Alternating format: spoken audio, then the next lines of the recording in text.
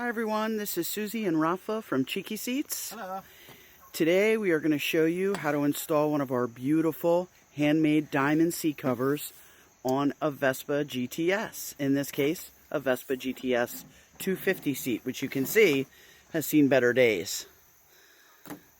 So, starting with this cover, Rafa likes to start at the back.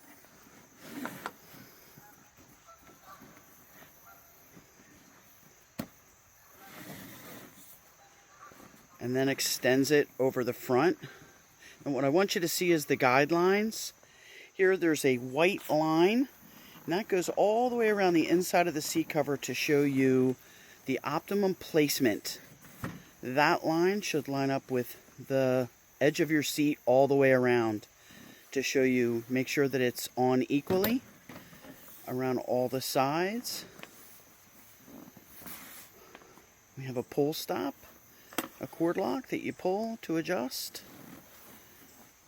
Pull that around, make sure it's equal on all the sides. Now you can do this with it attached on the bike. In this case, we've just got the seat here. Smooth it out, massage it, and you're done.